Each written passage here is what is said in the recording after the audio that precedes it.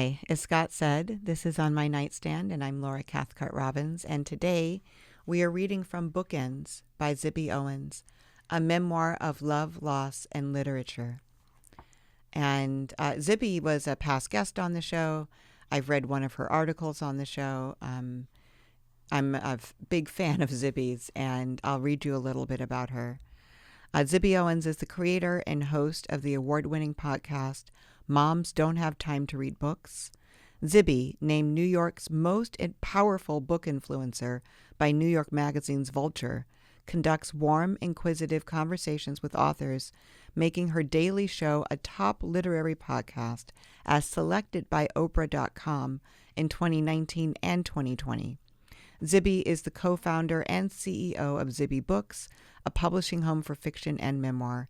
She's also the CEO of Moms Don't Have Time To, a media company that includes the Zcast podcast network and the Zibby Awards. Mom Don't Have Time to Write on Medium, Moms Don't Have Time to Grieve, and Moms Don't Have Time to Lose Weight on Instagram.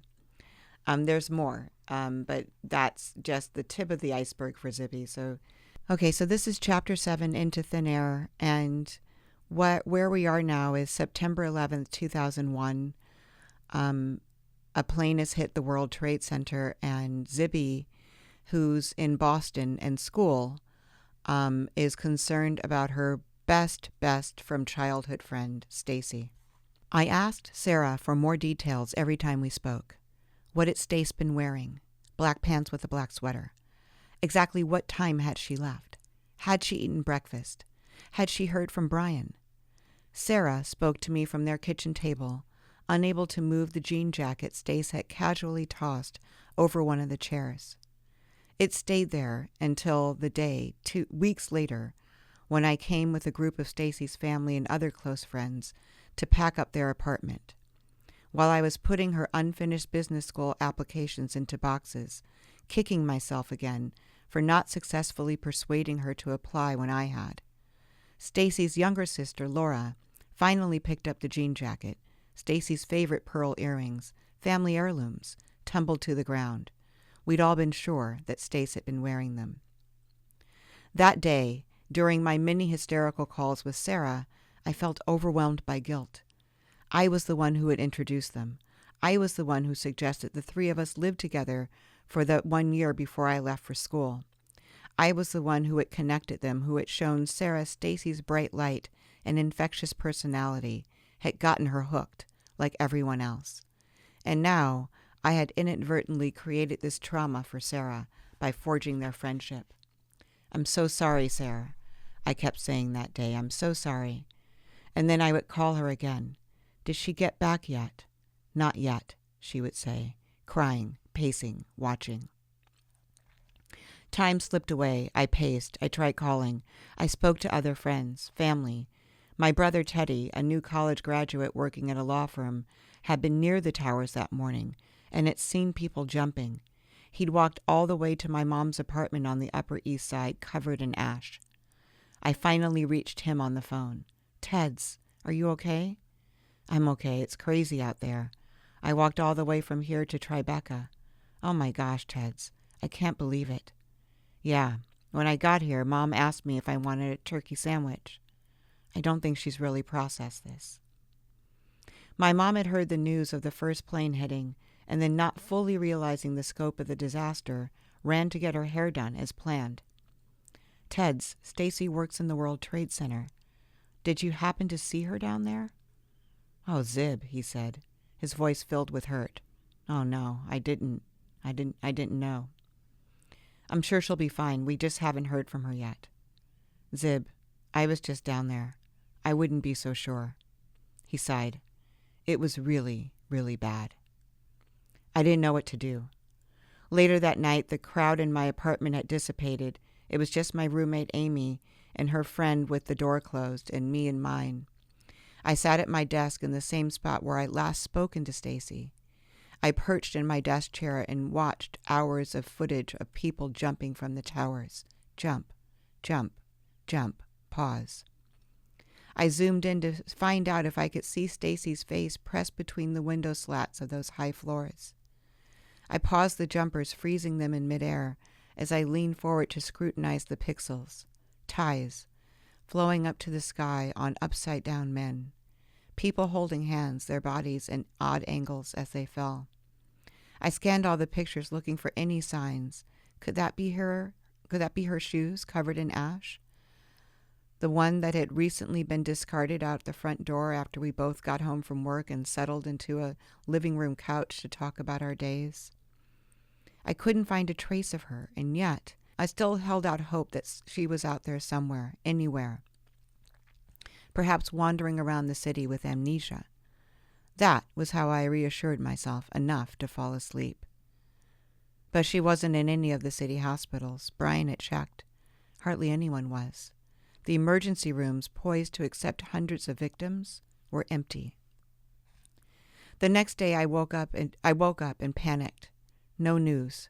I called Martha, Abby, Sarah, Rebecca. Stacy had just been down to Virginia for her interview at Darden, the business school at UVA, and it stayed with Rebecca, who was also getting a PhD in clinical psychology. She'd returned home to New York only late the night before, on September 10th. That morning, she'd left Rebecca a note. Reeves, I blew the fuse in the living room office, blowing my hair. I'm sorry. You know how I can't help blowing everything. I searched for the fuse box, but in vain. I hope you have a great class. Love, S. She'd gone to her interview and then flown back home alone. If only she had stayed an extra day. On September 12th, classes at HBS were still on. I shakily got dressed and somehow made it across the courtyard after grabbing my copy of Creating Modern Capitalism. But really, who cared? Baker Library, where my parents had met, gleamed at me a block away. I collapsed in my assigned seat, silent. The professor, a warm Indian man, started the lecture. He addressed what had happened with compassion and empathy, and said that if any of us felt like we couldn't be in class that day, it was okay for us to leave, no penalty.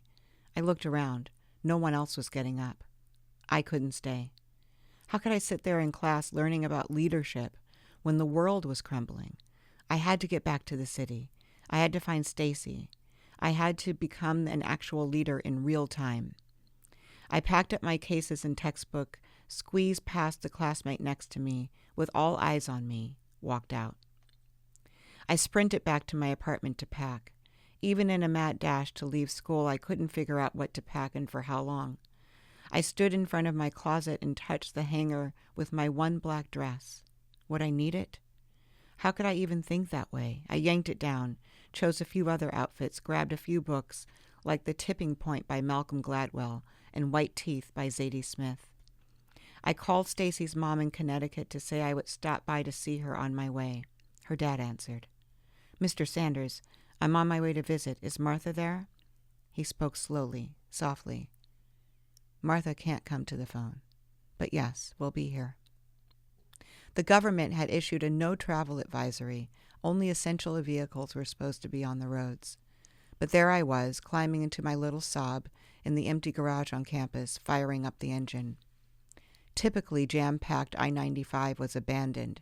It was just me, driving alone with my thoughts, my fears.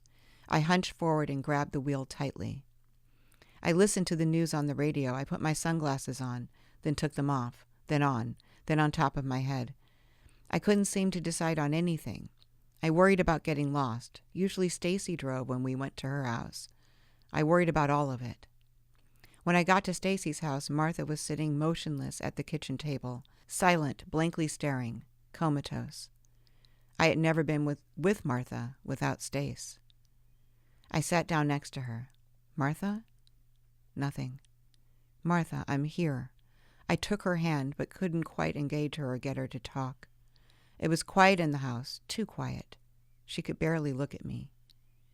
I didn't know what to do. What was the etiquette in a situation like this? I sat awkwardly beside her, just waiting. Finally, I said, I'm going into the city now, Martha. She finally looked my way. Please, find her. I'll do everything I can. I'll never know what happened to Stacy that day. Given the reconstructed timelines, the first plane hit soon after she arrived in the building. I always believed she must have been killed instantly. while sitting at her desk because the first plane hit exactly at her floor. But a medium I spoke to recently, who knew so many other things no one could possibly know, said that she believed Stacy had been in a stairwell with an older man, a coworker, when the tower collapsed, that she wasn't scared.